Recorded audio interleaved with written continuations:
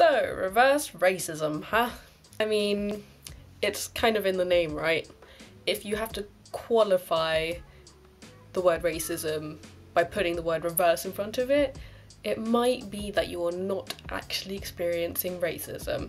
Racism is something that can only be experienced by people who are racialized. Being racialized is only possible if you have attributes that fit into the system of race. I think the main reason that there's so much argument about who can and can't experience racism is because a lot of people mix up prejudice with racism.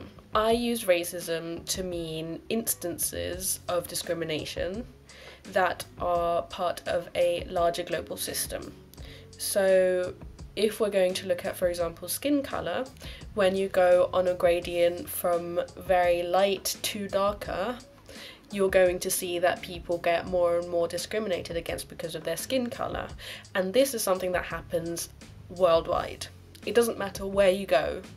If you're darker skinned, you're going to get discriminated against. Now, being white does not mean that you now have the super trump card to life. And this is something we like to call intersectionality.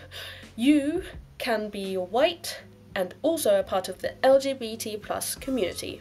And that means that because of your sexuality or gender, you can still be discriminated against. Or if you're white and in the working class, you can be discriminated against because of your class, or a plethora of other things. Isn't it wonderful how many things there are to discriminate against people for?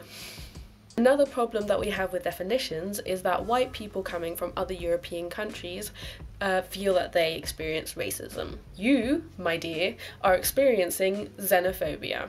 What is xenophobia, Laura? There's an X in the beginning. That's weird. Xenophobia is the fear of something foreign. So, to reiterate, if you are from another country, you can experience xenophobia. But if you are white, you cannot, no, experience racism. Now, don't get me wrong, I am not saying that racialized people can't be prejudiced. They can, and I have heard and seen and experienced it. But they don't have the privilege and power to actually turn that prejudice into something that can have a large effect. Racism is a system that involves privilege plus power.